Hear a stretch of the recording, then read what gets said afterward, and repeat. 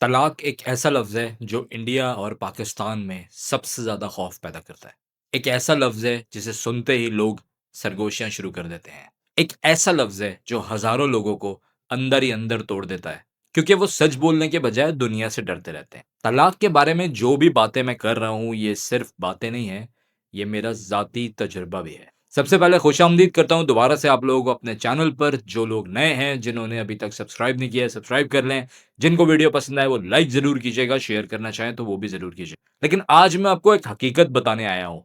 तलाक नाकामी नहीं है, तलाक एक रीस्टार्ट है। ये वो बटन है जिसको लोग दबाना तो चाहते हैं लेकिन हिम्मत नहीं करते। मेरा ज़ाती तजुर्बा भी कुछ ऐसे ही था और बेहतर ये है कि आप किसी भी ज़हरीले रिश्ते में बंधे रहने के बजाय तमीज़ से, इज़्ज़त से अलग हो जाएँ। किसी के साथ ना ज़बरदस्ती आप रह सकते हैं, ना किसी को अपने साथ ज़बरदस्ती रख सकते हैं। अगर बरवक़्त ये फ़ैसला ना लिया जाए, तो उसके बाद रिश्ते के अंदर बहुत सारे मसाइल पैदा हो जाते हैं। आजकल सुनते ही हैं लोग हाथ उठाना या अदम बर्दाश्त की वजह से कोई ऐसा कदम उठा लेना जिसमें दोनों को ही नुकसान हो। देखिए नुकसान दोनों का होता है, तो इसीलिए बेहतर है कि बरवक़्त अलहदगी इख्तियार कर लीजिए। अब अगर मैं पाकिस्तान, इंडिया की बात करूँ तो हमारी सोसाइटी में तलाक को बदनाम क्यों किया जाता है? क्योंकि हमारी सोसाइटी में शादी एक इज़्ज़त का सर्टिफ़िकेट है और ये अमल ज़रा ख़वातीन के लिए ज़्यादा है। शादीशुदा औरत बाइज़्ज़त, मगर तलाक याफ़्ता औरत, इस पर लेबल लगा दिया जाता है कि मसला इसी में था। अगर मर्द की तलाक हो जाए तो उसको कहा जाता है कि कोई बात नहीं, दोबारा शादी कर लेना। औरत के लिए ये वाला जो खाना है ये बंद हो जाता है। अब ये चीज़ें, इनमें तब्दीली आ रही है। मैं जो चीज़ देख रहा हूँ माशरे में, क्योंकि मैं खुद इस अमल से गुज़रा हूँ, तो आप लोगों के साथ पर्सनल एक्सपीरियंस शेयर करते हुए ही ये चीज़ें शेयर कर रहा हूँ। लेकिन आज भी मैं ये बात बोलूँगा कि सोसाइटी मेल डोमिनेटिंग सोसाइटी है और यही दोहरा मयार है जो लोगों की ज़िंदगी बर्बाद कर देता है। असल खौफ तलाक का नहीं होता, असल खौफ ये होता है लोग क्या कहेंगे, रिश्तेदार क्या कहेंगे, अगर बच्चे हैं तो वो कैसे सँभलेंगे? घर वाले साथ देंगे या नहीं? दोबारा ज़िंदगी कैसे शुरू होगी? माली मसाइल हैं तो उसको किस तरीके से हल किया जाएगा? अगर ख़वातीन के केस में देखें तो वो काफ़ी हद तक डिपेंडेंट होती हैं आदमियों पर, तो उनको माली मुश्किलात का काफ़ी डर होता है और अगर बच्चे हैं तो बच्चों के अखराजात का भी डर होता है। क्योंकि जब तलाक का अमल फ़ाइनल हो रहा होता है, तो फिर अखराजात के लिए अलग से बात करनी पड़ती है। और ये वो तमाम मसाइल हैं जो इंसान को ज़ंजीरों में जकड़ देते हैं कि वो उस रिश्ते में बंधा रहे। अब मैं कुछ हकीकी वजूहात पे बात करता हूँ कि रिश्ते टूटते क्यों हैं। इनमें से एक है ससुराल की बेजा मदाखलत। अब इसके अंदर सिर्फ ससुराल नहीं, ससुराल है या मैका है, दोनों तरफ से अगर बेजा मदाखलत है, तो बहुत मुश्किल है कि आपकी शादी चले। अब इस पॉइंट पे लड़का और लड़की दोनों को स्टैंड लेना पड़ेगा कि कोशिश करें कि जो अपनी पर्सनल बातें हैं, उनको अपने तक ही रखें, वो शेयर ना करें। अगर कोई माली मुश्किलात हैं, उनको भी शेयर ना करें। अगर कोई करियर में अप्स एंड डाउन्स हैं, कुछ स्विच करना चाह रहे हैं, कोई घर बदलना चाह रहे हैं, जो आपकी ज़ाती नौइयत की चीज़ें हैं, उनको अपनी ज़ात तक ही रखें। बहुत सी जगहों पे ये होता है कि ससुराल हो या मायका, अगर अलग भी रह रहे हैं, तब भी उनके घरों में पता होता है कि आज इस घर में क्या पका है। तो जब शादी हो गई है, तो बच्चा बनना छोड़ दें, अपनी ज़िम्मेदारी उठाने के साथ-साथ अपनी जो बातें हैं ना, उनकी भी ज़िम्मेदारी उठाएँ। फिर एक चीज़ आती है ज़बरदस्ती की शादी। लड़की तैयार नहीं थी, जल्दी शादी कर दी उसकी। अभी बैचलर ख़त्म नहीं हुआ था या ख़त्म हो रहा था, उन्होंने बोला भई ये फलाना है, इसका रिश्ता निकल जाएगा और जल्दी शादी कर दी। तो वहाँ पर जब वो एक ऐसे रिश्ते में बंध जाती है, पहले ही ज़हनी तौर पे तैयार नहीं होती या कम उम्र थी, तो फिर वो मसाइल बढ़ते जाते हैं। तो ऐसी शादियों के अंदर भी तलाक अमूमन देखने में आती है। अगर तलाक नहीं भी होगी तो फिर वो ज़बरदस्ती ज़िंदगी गुज़ारें। फिर एक और पॉइंट है शख्सियत का ना मिलना। अगर 2 मुख्तलिफ शख्सियत हैं, अब एक लड़की है जिसको शॉपिंग करने का शौक है, बाहर जाने का शौक है, वहीं पे एक आदमी है जो कि इंतहाई बोरिंग है, वो हर वक़्त घर में बैठा रहता है, उसको हर चीज़ घर की पसंद है, वो घर में ही टाइम गुज़ारना चाहता है। तो यहाँ पर भी जो है ज़रा कॉन्फ्लिक्ट आएगा। तो शादी से पहले कुछ बातें होती हैं जिनको तय कर लेना या एक-दूसरे के साथ 2-3 दफ़ा बात कर लेना। ये जो मैं बात बता रहा हूँ ना, ये शख्सियत का ना मिलना, ये मैं अपने ही एक्सपीरियंस से बता रहा हूँ, कि अगर आपकी पहले बात हो जाए ना, अरेंज मैरेजेज़ में अमूमन नहीं होता।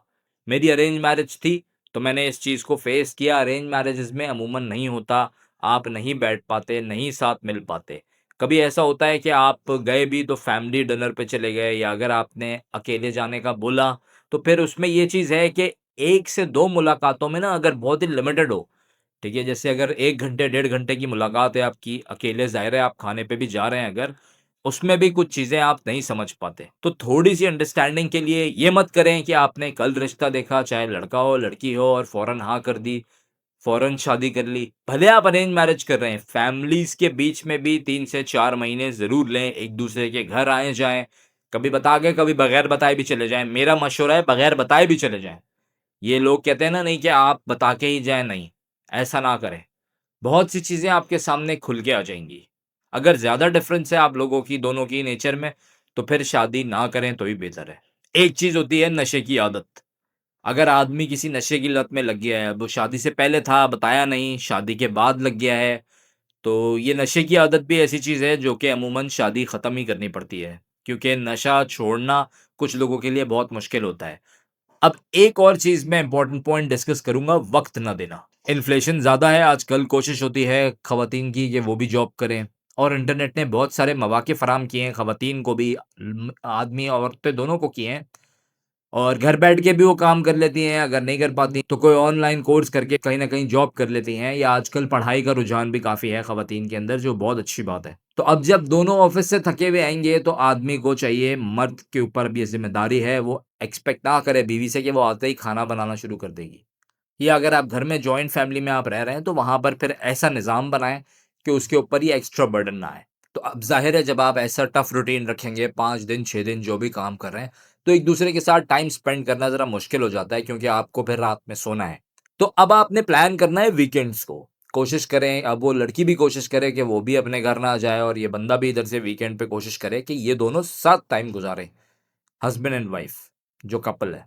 क्योंकि आपको पता है कि आपके 5 दिन मसरूफ़ हैं। हाँ, कोशिश ये करें 3 चलें, आपने 3 वीकेंड्स अगर गुज़ार लिए ना साथ, 1 वीकेंड पे वो अपने घर चली गई या आप अपने घर आ गए, अगर आप लोग अलग रह रहे हैं तो।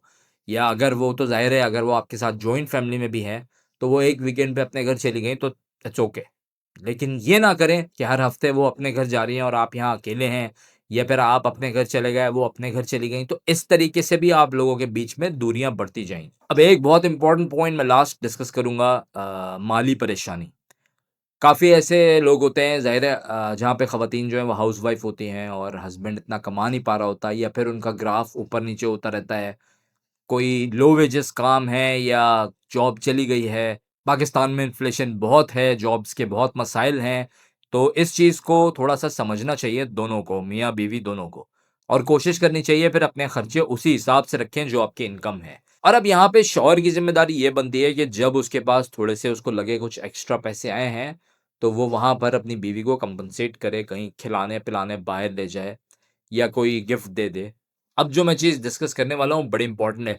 ज़हरीली शादी में रहना ज़्यादा खतरनाक है, तलाक की बनिस्बत। क्योंकि लोग कहते हैं कि तलाक ज़िंदगी बर्बाद कर देती है, लेकिन हकीकत ये है कि कुछ शादियाँ आपको अंदर से मार देती हैं। जहाँ रोज़ बेइज़्ज़ती हो, मार-पीट हो, जहाँ बात करने की इजाज़त ना हो, जहाँ बच्चे चीखें सुन-सुन कर बड़े हों, ऐसी शादी को कायम रखना मोहब्बत नहीं, तशद्दुद है। और मैं समझता हूँ ऐसे हालात में तलाक गुनाह नहीं, निजात है। और कुछ कानूनी मसाइल आपको बाज़ दफ़ा फ़ेस करने पड़ते हैं तलाक के बाद। अगर खुला ली है, तो हक़-महर उसमें वापस करना पड़ता है। कुछ तोहफ़े-तोहफ़ की बातें होती हैं, या अगर म्यूचुअल डिवोर्स है, तब भी ऐसी बात होती है कि वो फिर म्यूचुअली दोनों एक-दूसरे की जो चीज़ें हैं, वो वापस कर देते हैं। और अगर शौहर ने तलाक दी है, तो वो मेहर भी देगा और उसके बाद अगर बच्चे हैं, तो इनका खर्चा भी देगा। या थोड़ी-सी जो कानूनी पहलू हैं, इनको आप किसी लॉयर से डिस्कस कर सकते हैं। अगर आपको कोई मुझसे हेल्प चाहिए होगी, मैं लॉयर तो नहीं हूँ, लेकिन मेरे पास हैं ऐसे लॉयर्स जो आपको गाइड कर सकते हैं, क्योंकि मैंने बताया कि मैं खुद इस अमल से गुज़रा हूँ। तो कोई भी अगर स्पेसिफ़िक केस भी आपका है, तो आप यहाँ पर कमेंट मुझे करके बता सकते हैं। जो मुझसे मदद हो सकेगी आपकी, मैं ज़रूर करूँगा। अब बात आती है तलाक के बाद ज़िंदगी कैसे दोबारा शुरू करें? मैं तो जी लेट 30s में आ गया हूँ, 40s में आ गया हूँ, 50s में आ गया हूँ, मैं क्या करूँ? क्योंकि मेरा ख़्याल में लेट 50s में और 60 में तो ख़ैर तलाक वाला सीन चलता नहीं है, बहुत कम हो जाता है। ये जज़्बातीपने जो होते हैं ना, ये 35 साल से 55 साल के बीच-बीच में आते हैं। इसमें तलाक का ग्राफ ज़रा ज़्यादा है। तो सबसे पहले आपने क्या करना है? हिम्मत करनी है, हकीकत कबूल करनी है। आप नाकाम नहीं हुए हैं, आपने हिम्मत दिखाई है। अब आपने ज़रा सपोर्टिव निज़ाम बनाना है, दोस्त ऐसे हों आपके जिनसे आप डिस्कस कर सकें, अगर आपके सिबलिंग्स हैं, उनके साथ आप बात कर सकें, घर में वालिदैन हैं, उनसे बात कर सकें, कोई कज़िन्स वगैरह करीबी हैं, उनसे बात कर सकें, शेयर करें अपनी फीलिंग्स को, अपने अंदर दबा के नहीं रखना है। माली तौर पर अपने आप को मजबूत करें, कोई हुनर सीख लें, कोई ऑनलाइन स्किल सीख लें, अपना टाइम वहाँ लगाएँ, ज़रा ज़हन बँटाएँ और कोशिश करें कि उससे अर्निंग ज़्यादा अच्छी कर सकें।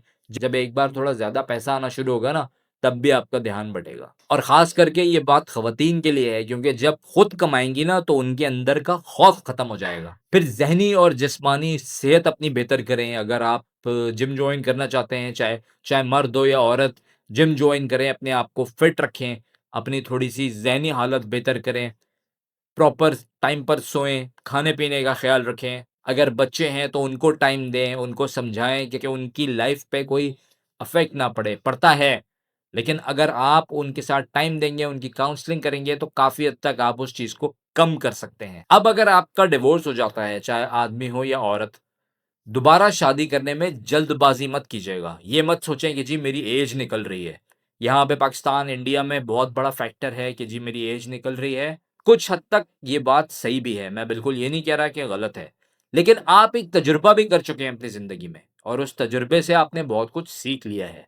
तो मैं एक बात यहाँ पर ऐड करूँगा, इंसान देर से शादी करके नहीं मरता, लेकिन गलत शादी करके ज़रूर मर जाता है। अब वो अंदर से मर जाए, मैं ये फिज़िकली मरने की बात नहीं कर रहा।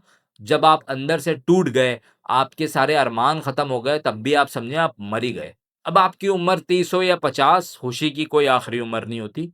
अब वो कोई आदमी है या कोई खातून है, जब आपको लगता है आपके साथ सही इंसान मौजूद है, कर लें शादी, कर लें शादी। मैं फिर से आपको यही बात याद दिलाना चाहता हूँ कि तलाक ज़िंदगी का इख्तिताम नहीं है, तलाक दोबारा शुरुआत है। दूसरों की बातों से नहीं, अपने सुकून से फैसला करें। आपकी ज़िंदगी में आपका फैसला सबसे अहम है। अगर आप चाहते हैं कि मैं मज़ीद इस मौज़ू पे वीडियो बनाऊँ, तो कमेंट करके मुझे बताएँ और अगर आप ऐसे किसी अमल से गुज़र रहे हैं, कोई भी आप डिस्कशन करना चाहते हैं, तो भी कमेंट में ज़रूर लिखिएगा। मैं ज़रूर आपसे राब्ता करूँगा। ये प्लेटफ़ॉर्म आपके लिए है, चैनल को सब्सक्राइब कर लें और अगर वीडियो पसंद आए तो लाइक ज़रूर कीजिएगा। अल्लाह पाकिस्तान का हामी और नासिर रहे।